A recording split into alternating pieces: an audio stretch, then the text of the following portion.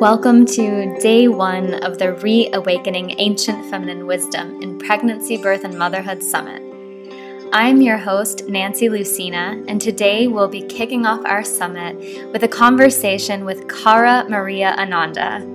Kara is a healing arts educator, holistic business coach, speaker, writer, and the founder of Maya University. She is the creator of global online educational programs for visionary women, including the Women's Healing Arts Teacher Training and the Awesome Birth Teacher Training. Kara is an advocate for empowered living, natural wellness, women's health, transformational leadership, and conscious business. I'm so excited to introduce Kara today. She will be sharing her womb wisdom with us and so much more.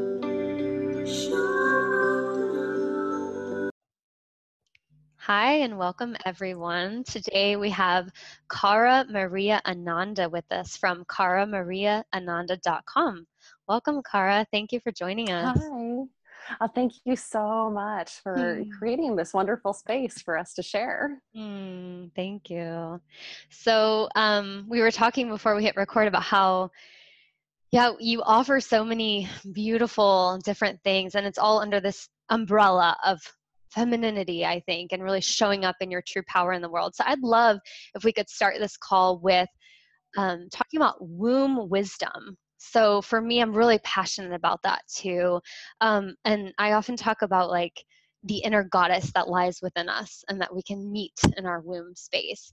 Do you want to elaborate a little bit about how you find this womb wisdom inside yourself, and maybe how other women can find that, if you have any specific tips for them to activate this during pregnancy and to help them achieve the birth that they may want? Yeah, absolutely. I do offer a lot of things because, as we talked about, I'm a Gemini and I am really fascinated by information and by connecting with our bodies and our minds and our spirits and bringing it all together. And I feel like our wombs as women is really that space. It's that creation space within our body where we bring all these different ideas and inspirations together and are able to really birth and create something new and create transformation in our lives.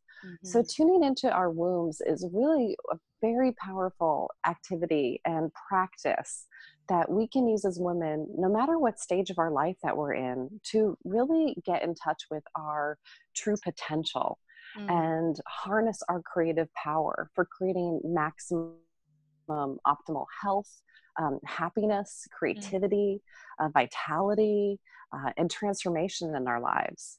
So I offer a lot of different things under the umbrella of supporting and empowering visionary women to really create our own destinies and step into our true purpose as leaders in our lives and our families and our world today.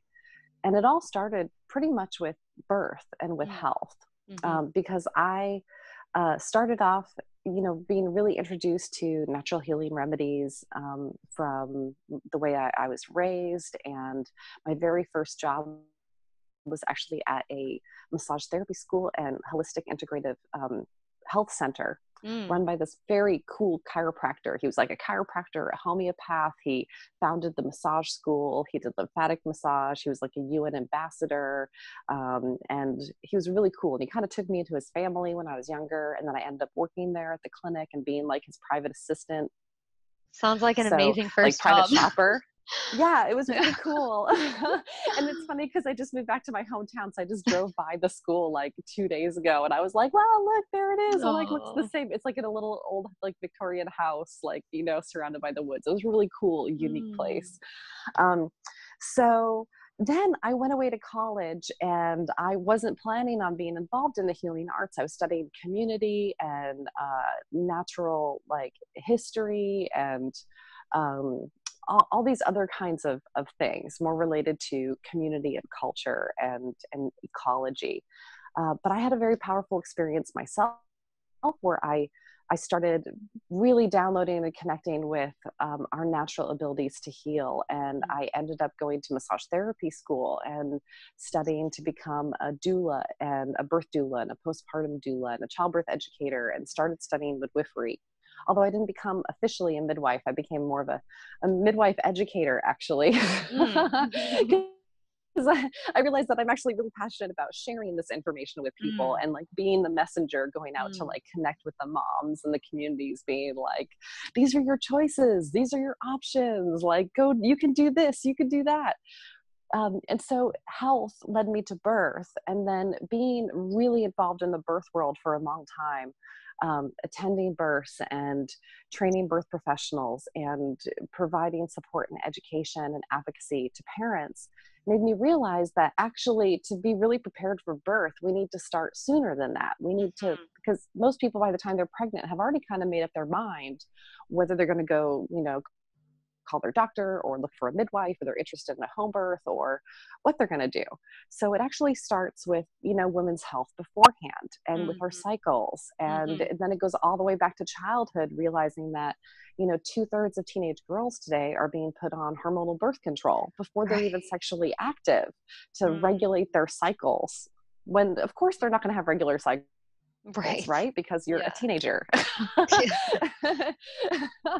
and Mm. but there's something about the fact that this is called birth control. That's where this control of the system is coming from, is controlling our fertility cycles and Mhm. controlling our power to be able to learn how to use this womb power. Mhm. um, because the truth is that when we tap into the power of our wombs and we learn about it, not only can we learn how to prevent pregnancy or be able to conceive when we want to, or we can have babies the way that we want to, but we can also use our womb power to really manifest anything that we Mhm. want to in our lives and tap into that power for leadership and success. And Mhm. studies have shown that when women, that as we go through these different cycles with our menstrual cycles, and our hormones change and our brainwave states change, that actually we have this peak of hormones and brainwave states at the time of ovulation, which allows us to be more attractive to others, where we think faster, we come up with more like creative, critical Ideas. thoughts. Yeah. Yeah. And we can actually really, really succeed. So suppressing our fertility cycles actually suppresses that drive that women have to be able to be very successful in leadership Mm. roles. Mm. So it's kind of evolved over the years that, I support women mostly with, women's health, with Mhm. pregnancy, and with Mhm. learning how to take back control of our cycles and Mhm. balance our hormones, but also how to use that for, um, you know, becoming leaders and visionaries and thought leaders today, or, whether it's an author or a speaker or a business person or an entrepreneur. And Mm. really it all comes back to, yeah, learning how to harness our womb wisdom and owning that in a feminine way, rather Mm. than like the alpha male leader, but like Right. more of a co-creative partnership with Right. Absolutely. And nature the and spirit. yeah, and the feminine aspect for me and that piece like relating to power is about flowing with the energy that's present. So actually Hmm. learning about these different phases of our cycle is so important because there's a time, as you say, ovulation is that time for maybe that more external drive, and you're coming up with a lot of things, you're able to execute a lot of things, and then there are parts of our cycles that are internal as well. Yeah, I'm Yeah. so passionate about this subject too. Well, yeah, that brings me into my next question, which is around sovereign power, because I read, maybe it was in a blog or something that you wrote, whenever it was the birth, I think, of your second baby, you awakened to your sovereign power as a woman. Could you maybe just explain that a little bit? And Hmm. maybe you did touch on that a little bit, but is there anything you want to expand upon in terms of sovereignty and what that really means for you? Yeah, well, what I think of sovereignty, in the way that I was meeting it, is really to be in ownership of our own power. Mm. As in, when we're sovereign, we haven't like sold our power to somebody else. There's not somebody else controlling us. Like as a sovereign person, we're not being, um, you know, well, I mean, we do live in a world where there are a lot of different powers, and we, to have one's freedom is, we don't have total freedom. But as a woman today, I really believe that being a sovereign woman is being, making choices for our own bodies based on what we feel is right for us, and not having those choices being dictated by, what the insurance companies say or the medical establishments say, or feeling pressured, like if we don't go along with what other people say, that we are going to have to, um, not have a choice in the matter. And so with my second birth, the reason why it was such a sovereign kind of birth experience is that, I have three boys. One is now 17, one is 5, and one is 8 months old. So full spectrum boys in the house. They were all home births. The first one was a home birth in Seattle, Washington, and I had 2 midwives and 2 doulas. And I was really into midwifery, and I was a doula at the time, and I was studying midwifery, so I was really excited to have midwives and doulas for my birth. And I thought that was going to be really empowering, but it wasn't as empowering as I expected it to be. The reason why was that I realized in the middle of it that they weren't really doing anything. I was doing everything. Do you know what I mean? Like, they're just sitting there taking notes, and I'm like, I'm doing everything, Right. But then at the end of it, they're all like patting each other on the back, like, good job, we're such good midwives and doulas. And then they're like out of there, and I'm left there with the baby, and I'm like, whatever, like, I mean, they were sweet and all, but it was definitely like, there was times during the labor where I wanted to do different things, and they wouldn't let me because of their protocols. For example, like, I was in this trance in later labor, and I just was like in this rhythm, and they wanted to like listen to the heart tones repeatedly in between every contraction, and it was taking me out of my zone. It was really uncomfortable, and I really didn't like it. And I asked the midwife to stop. I was like, can you please stop doing that? And she was like, no, I can't. I have to do this because that's what the state protocol, that's what their licensing protocol says. Right. And I was like, fine, but it was really uncomfortable. So finally I ended up going into the bathroom and, closed the bathroom and was in there by myself. I've heard this a lot from a lot of people that they lock themselves in the bathroom. Yeah. And I had a really long labor with that one. It was like 42 hours overall. And so this is at the end. And finally, like in the bathroom by myself for like 40, half an hour, that's where I really was able to push, and the baby started pushing, and it came to the point where I could feel the head like right there. And I swear I probably would have had that baby in like a couple, another 5-10 minutes. But the midwife came into the bathroom, one of them, and was like, oh, you're pushing. She's like, we need to take you to the living room so you can give birth there. And I was like, no, I'm fine right here in the bathroom. And she's like, no, you really probably wouldn't like giving birth in the bathroom. You should really, so come with me. So I had to waddle with this baby's head between my legs to the living room. And then like everybody was surrounding me, and it took another like 45 minutes of really hard pushing to get the baby born. So there was a couple other things, but anyway, I felt like I wasn't totally being listened to. And then afterwards, the midwives and the doulas were all like, oh, we're so exhausted, we did such a good job. And and then I was kind of like, I did all this work, I did all of this, and then felt like I wasn't really totally honored as much. So with my second baby, he's now 5, and I have it's a different father. My husband and I have been together for 8 years now, and when we met and kind of knew that we wanted to have babies together, I was like, I'm not having another child unless I have it unassisted. Like, I really felt like I had to do it myself. And he was like, yeah, absolutely. And he was the person, like, I probably wouldn't have ever had another child if I hadn't met him, because he was the person that I felt comfortable to do that with. He's very into conscious birth as well. So I felt like he was pretty knowledgeable, and I was, felt very comfortable with my skill level and our ability to assess the situation and create a safe environment. So we had an amazing unassisted home water birth with just me and my husband, where, nobody touched me without my permission. Mm. and nobody told me I had to do this or had to do that. I got to really go into that trance state and like feel it. And it was totally amazing. It was an amazing birth. And then when the baby was born, it was just me and my husband, like touching the baby and holding the baby.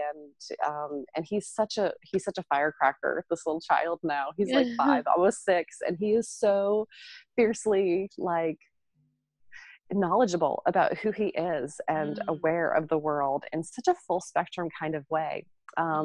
So I really believe that birth gave him a lot of his sovereign power, didn't take that away from him, but it really empowered me to realize, wow, I really can do this. And what a beautiful experience it was.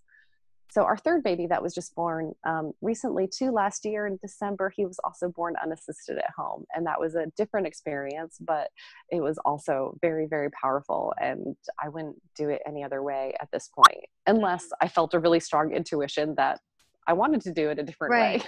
Right. And that's just the thing, right? It's like learning to access that deep intuitive power that I think comes from that womb wisdom. And she speaks to us, this inner wise woman, and tells us, okay, we want this person around for our birth. We only want this person, or we do want that. I think that we really can be informed by that intuitive choice. And I think that that's where the shift needs to take place so badly, that women feel that support to make those decisions from that deeper place, from that place. I don't think that, I think unassisted birth is amazing. I don't think that it's for everybody. I think it's for people who feel really confident and who are fairly knowledgeable about birth and feel really confident about it and feel like that's what they want to do. What I really, feel sad about is the fact that there's a lot of lack of choices for women out there, and some women choose unassisted birth because they don't feel like they have any other choices. Right. And that is not the right way to choose unassisted birth, or free birth, as other people call it, which I like that too. Free birth. But I had a really strong intuition, especially with my baby that is now going to be 6, that I really needed to have him without anybody putting their limits on us. And he actually ended up going, what they call post dates, like they consider to be, up to 42 weeks to be a regular birth. And then after that, midwives lose the privileges, at least in the states that I was in, I was in Oregon at the time, to deliver after 42 weeks. It's pretty much automatically, like, the midwife sometimes will like flex it a couple days, but if it gets too far, they transfer you to the hospital care, and then they will absolutely induce you and bring that baby, stimulate that labor. And yeah, I had a really strong feeling the whole time that I needed to have him at home unassisted. And that baby ended up going to 43 and a half weeks, 43 and like 4 or 5 days. Yeah. Wow. And it was totally healthy, like 9 pounds, perfectly healthy APGARs, great. And I was like, wow, I'm so glad that I did this on our own, because if we hadn't, we would have had so much stress those last couple of weeks from the midwives, and probably been transferred and had an induction. And then God knows what would have been from the cascade of interventions after that. Right. That's so interesting. You probably were picking up on that too back then, back before you even knew that he was going to be so far along. Yeah, it's such a huge issue. I just wrote 2 pieces about inductions, and just it really breaks my heart. But yeah, wow, inspiring story. Thank you for sharing that. Actually, I wanted to ask you about, I think it was your most recent birth. You had mentioned that your husband played the didgeridoo while you were having the contractions, and that the pain went away. And I work as a sound healer. I have all my crystal bowls here. Awesome. So I got really excited about that. So I'd love to hear about sound healing as pain relief, and like also if you want to mention any other kind of pain relief techniques that you enjoy using in your own births or teaching other women. Yeah, I'm really excited about the sound healing and the didgeridoo for pain relief. And I love that you brought that up, because I really want to share more of that. So maybe by the time that this interview comes out, there might be more, but I've been kind of holding it in right now, because I've been like savoring my little postpartum bubble. It's kind of funny, like some people write up their birth story right away and share it, and I feel like once I do it, like it stops being my postpartum, so he's just turned 8 months and I still kind of feel postpartum, I guess. Yeah. Right. So it's kind of funny. I haven't totally shared everything about that birth story, but I did share a little bit Oh, well, about if you're not, the if you don't didgeridoo. want to, that's totally fine as well. I would completely respect that. No, it's cool. It's cool. I really want to. I want to share more about it. But the didgeridoo. So my husband is an amazing sound healer. He has been for like 20 years. He plays the didge. We also have crystal bowls and harps and drums and flutes and chimes and all kinds of things. It's like really fun. Yeah. But it was really cool. So during my second birth, we did sound healing with crystal bowls. We actually had crystal bowls floating in the birth tub, which was really cool. Yeah. Cool. Which, it was a blow up tub though. So Right. they wouldn't if it was a hard tub, you'd have to probably want them in like some kind of a floaty ring or something. So they wouldn't bang against the sides. Yeah. But it's so cool because we also put speakers, like the transducers up against the outside of the pool and had music playing. He kind of DJ'd beautiful sound healing music. And that was awesome because you could feel the vibrations in the water and it would totally like relax the belly and the back and the hips. So really amazing. I totally have this vision of helping to create birth centers someday with like water birth tubs with like sound healing. Oh my God. I just got chills. I want to be a part of that. That is so my thing right there. Oh, it's amazing. But there was one point, I was in the water a lot during that, but a little bit earlier in like mid-labor, there was a point where I was in the living room and and I was having contractions. And I was sitting on the birth ball and he played the didge for me for about like 10 minutes or so, or maybe 20 minutes or so. And during that time, the contractions like totally were like I didn't feel any pain during them at all. And it was amazing. But then I ended up getting in the tub and pretty much stayed in the tub for most of the rest of the time. So before this last birth, I was like, remember during that last labor when you played the didge, it was like the most effective pain relief. I was like, you played it and then all the pain like totally went away. I was like, so I want you to play the didge more this time. Yeah. So he was like, all right. And he did. And so this third labor, that was the main thing that we did. He ended up playing the didgeridoo every single contraction for like the last 4 hours of my labor. And it was amazing, like through like the hard labor. From about, the baby was born at like 3:50 a.m. And I think I finally, I kind of had some prodromal labor on and off for like a day or so before, which I think was the baby actually turning, because the baby was, their back was, he was right kind of transverse, like the back of his head was like facing my right hip pretty much solid throughout like second and third trimester. And they say that, often babies will go clockwise, and I was concerned about back labor. But what happened was I started having really hard contractions and then they would go away for a couple hours. Then I would have hard contractions and they would go away for a couple hours. And that happened for about a day and a half actually. And by the time I went into solid labor, when he was born, he was totally anterior. He was like totally perfect, like occiput anterior. So I don't know if he went around like they say that they did, or if he turned the other way, but I believe that my prodromal labor actually allowing that to happen is what got him to be in the perfect right position for birth, which is great. But so my labor really kicked in. I started having regular contractions around like 8 o'clock at night, after like a day and a half of the prodromal labor.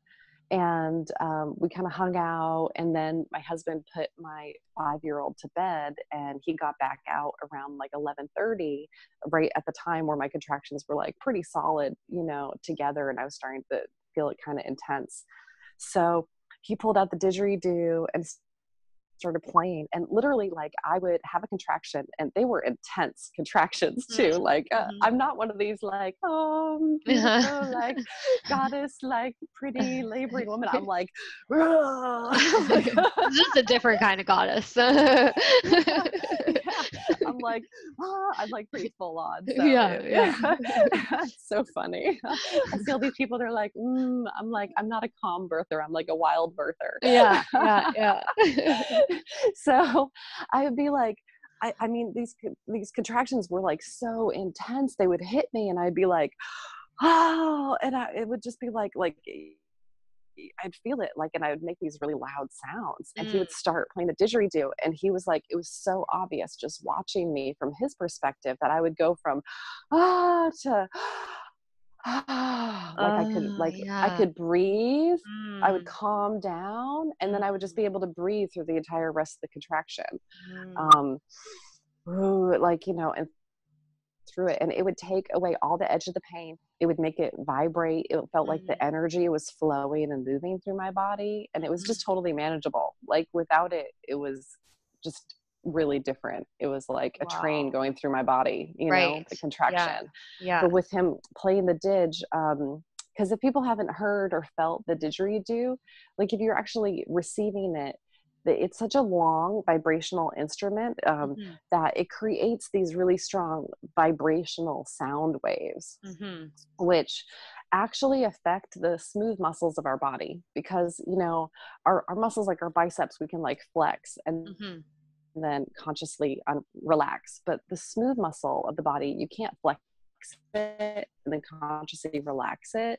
So vibrations actually will create, like, they force a relaxation, untensing, and the uterus is mostly smooth muscle. So that's why like sound healing from vibrational instruments actually cause the muscles to relax. So the didgeridoo creates such a beautiful deep tone that vibrates at like I think a lower frequency that really resonates strongly with like the belly chakra. And it was just amazing in the whole body. So he played the didgeridoo literally every contraction until I was like pushing, and then he caught the baby. And it was amazing. It was like the best ever. And so I call him the didgeridoula now. I love that. Oh, that's so cool. Yeah. That is such an amazing story. Yeah. So maybe by the time that you share this, I'll probably have written up my birth story, because I really want to share about that birth story more. And I really want to share more about the didgeridoo practices and get him to like train doulas and birth professionals in this, because it's absolutely amazing. Yeah. There's a lot of potential there. That's so there is. Wonderful. Because I mean, I was Googling everything about it afterwards, and I couldn't really find anything. I couldn't find any other stories like this. And it was so phenomenal. It was the best natural pain relief that I've experienced in labor. Beautiful. Yeah. The way you described it, I got the image of it bringing you more into your body. Like rather than, because a lot of times when we make those high pitched sounds in birth, we're kind of trying to escape the sensations in the body, so that lower vibration just helps just to sink right in. And that's kind of what I call this visualization of you just melting into the sensations more. It just so freed up my breathing and allowed me to become really way more centered. And I feel like since generally it's like you're playing the instrument downward too, it's like really like a downward flowing of energy, but it was just the vibration, because people do like massages, basically like sound massages with didgeridoos, like sound healing, where you actually feel it and relax. And it's so good. Babies love the didge too. They just like are like, ooh, like if you play for a baby. So cute. Yeah, absolutely. Oh, cool. I love this topic. Sound healing meets birth. So cool. Thank you. Well, I can't believe the time went by so fast, but I do want to ask you, maybe two other questions.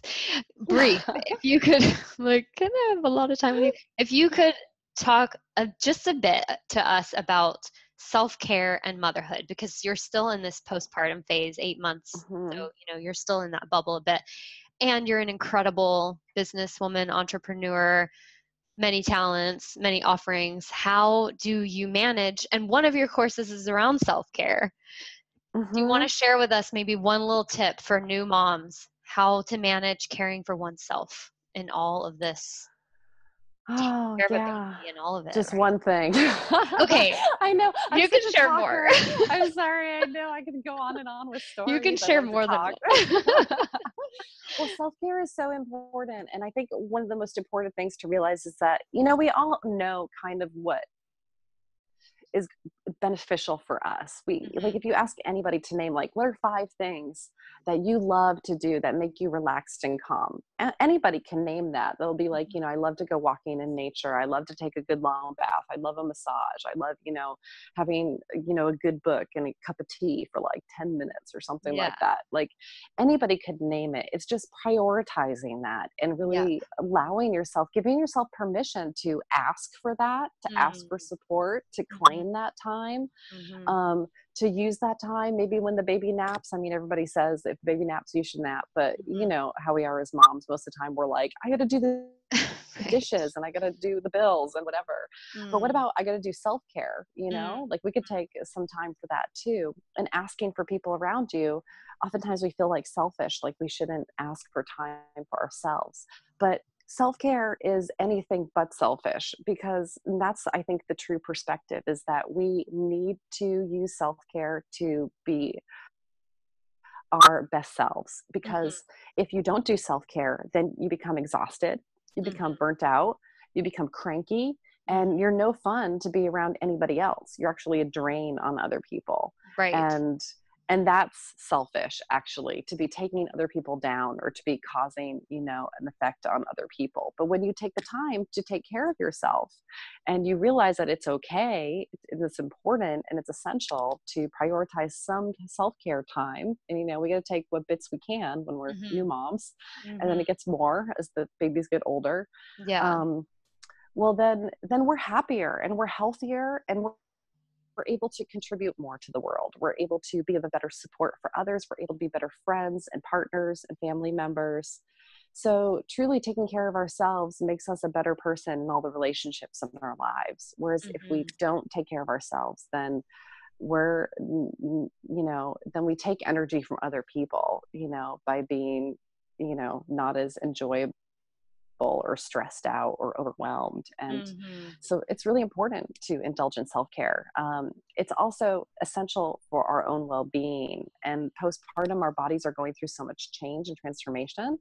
Our hormones are coming back into balance. And as women today, as women in every day and age, women are especially more sensitive to the effects of stress. Stress and increased cortisol and adrenaline affect our hormones in significant ways. And as our body's learning how to regain balance, we need to do things that self-care actually releases our stress. It helps us to increase more oxytocin in our bodies, and anandamide and serotonin and dopamine, and melatonin, which helps our sleep. It helps reduce stress. It helps us be happier. It helps balance our hormones. It helps, get our fertility back on track again. And that's going to give us more energy and help us to live longer, healthier lives. So self-care is essential.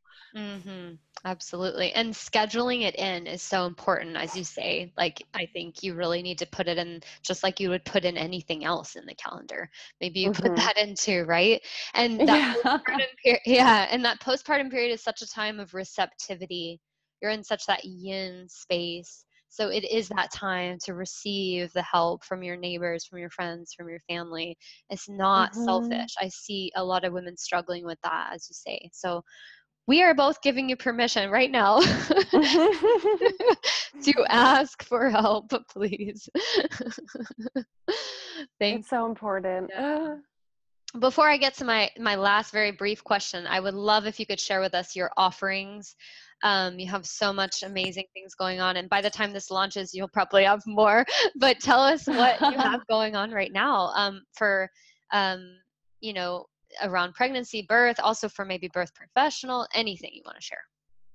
Yeah, well, my main thing right now is I offer online courses and coaching through my website at karamariaananda.com. And over the last 7 years, I've kind of transformed my practice to be from, I used to be, one-on-one in an office with people doing body work and craniosacral therapy and working with moms and babies for over 10 years, and being on call as a doula and going to people's houses and doing doula care and teaching and supporting birth professionals. And I created an online school about 7 years ago, and it started off with my birth teacher training. So I have a course called the Awesome Birth Teacher Training, which I've had women from all over the world enroll in. And it's a really unique course about conscious birthing and empowering birth and women in whatever setting that they choose to birth in, but really integrating the not only physical and emotional but spiritual, transformations that women have, and a full study of like the healing arts for we can use for empowered care, from nutrition and birth,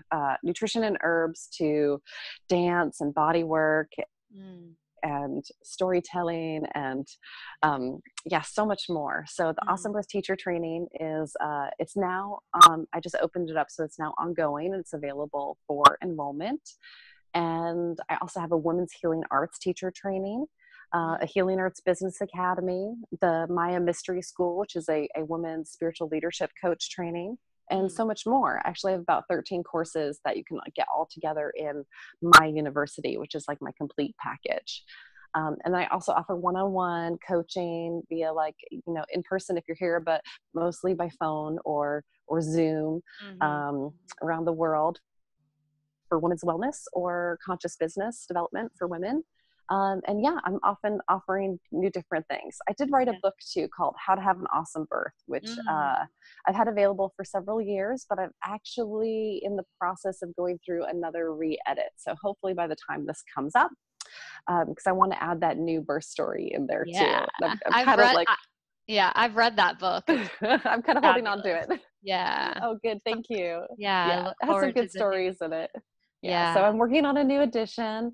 I have lots of things that I'm going to be working on in the future too. I really want to write more. So that's kind of one of my big goals, is to write more and to share and teach more and get out and connect more. Yeah. And to anyone watching, join her mailing list. You have wonderful, very frequent emails that come out that I always really enjoy. Oh, great. Yeah. And I write a lot to my email list that I don't share on the blog too. Like I share some things on the blog, but I share a lot more, some really interesting stuff to my newsletter list. It's like my little community. Tribe. Yeah. I open up more. Yeah. Become more vulnerable to my tribe. Yeah. I hear you. Oh, that's fabulous. Thank you so much. Thank you. To close out, I just have one last question that I'm asking everyone. If you could sum up a piece of advice that you could have told yourself, how many years ago? 17 years ago, when you gave birth to your first baby? I think he's 17, so like 18 years ago now. Okay. So 18 years ago, now that you have all of this wisdom, what would it be? Just 1-2 sentences. Oh, geez. It's so funny because I'm like, I'm the same person. Like, I'm still so passionate. Like, I think back to then, and I was passionate about birth, and I was passionate about healing arts and women's health. And I was doing all these things then, but I was so much more kind of like radical and high energy. So at the time, I guess I'm still kind of pretty radical. I'm just more mellow about it. You just don't know as much. But okay, this is kind of personal, I think, but I was living in Seattle when I was pregnant with him, and it was I was just become a massage therapist, and I've been doing doula work and have been attending births for about a year before I became pregnant with him.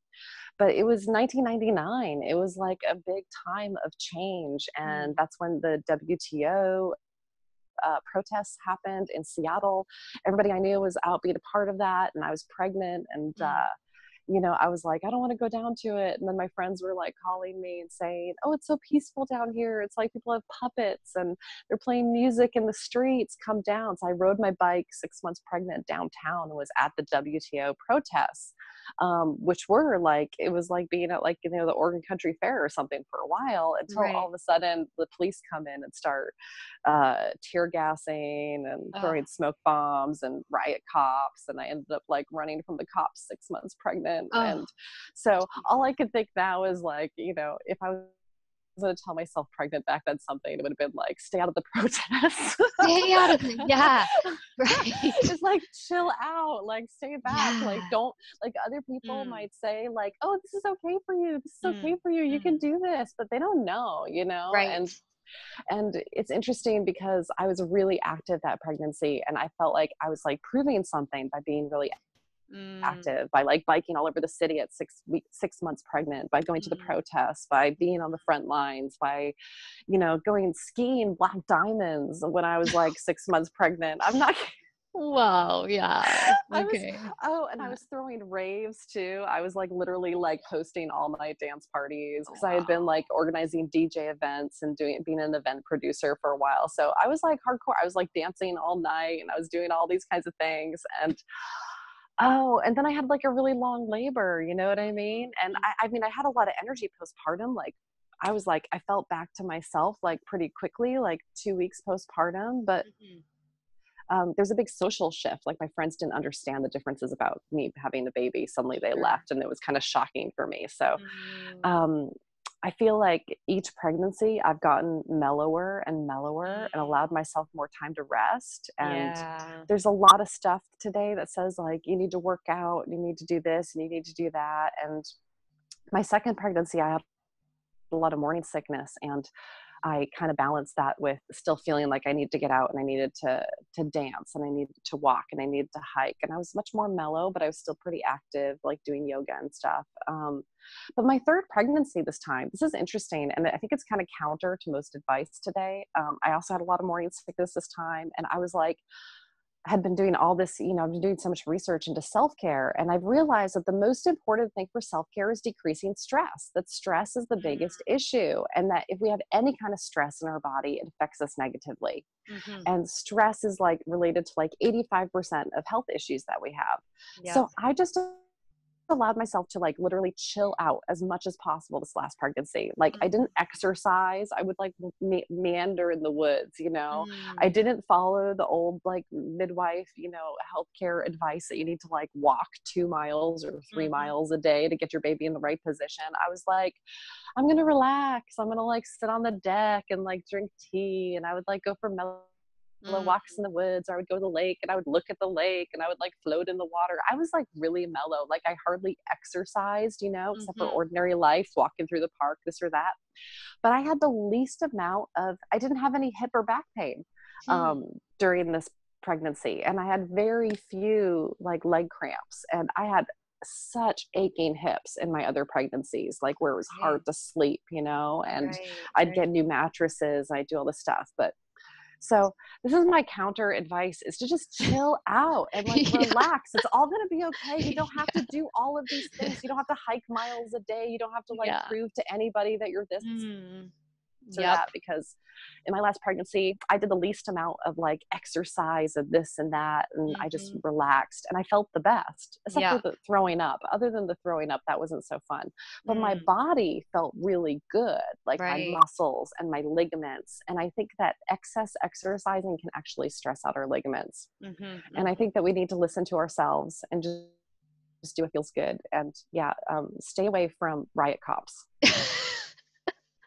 Unfortunately, still very relevant topic in our time. So it is a very relevant topic today. I have to tell my son, because he's like 17, right? And he's like attracted to crowds. And I'm like, always stay on the edge of crowds. Like no matter what, like always keep an exit strategy. You never know what's going to happen. So that's my plan. And for pregnant women, that works really good too. Any kind of social event, always have an exit strategy. Yeah, totally.